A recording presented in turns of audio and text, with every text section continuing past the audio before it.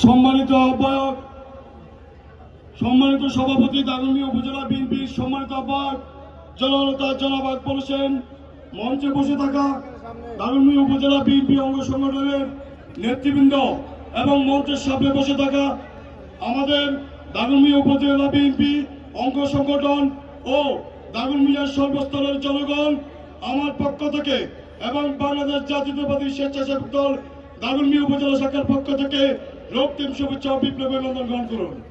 প্রিয় উপস্থিতি, শুধু একটি কথা বলবো, আমাদের দেশ মাতা বেগম খালেদা জিয়া যে দলকে আজকে 70 বছর বুকের মেঝে রেখে বিভিন্ন প্রকার অন্যায় অত্যাচার সহ্য করেছে, সেই দল ইসলামের নাম ভাঙিয়ে আজকে আমাদের বুকে ছুরি মারার জন্য উঠে পড়ে রেখেছে। আপনারা সতর্ক থাকবেন, এই ধরনের ধর্মের নামধারী বিভিন্ন অপরাধী থেকে যারা দেশ নিস্তার পায়।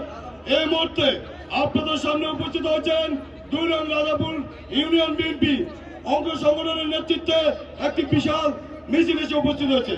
সম্মানিত উপস্থিতি, আগামী 12 তারিখে দাগনভূঞা সোনাগাজীর বিএনপি মনোনীত আব্দুল রহমান মিন্টু সাহেবকে জাতীয়তাবাদী প্রতীক ধানের শীষে ভোট দিয়ে জয়যুক্ত করবেন।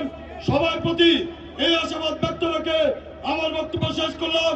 আল্লাহ হাফেজ। বাংলাদেশ জিন্দাবাদ। বাংলাদেশ জাতীয়তাবাদী স্বেচ্ছাসেবক দল জিন্দাবাদ।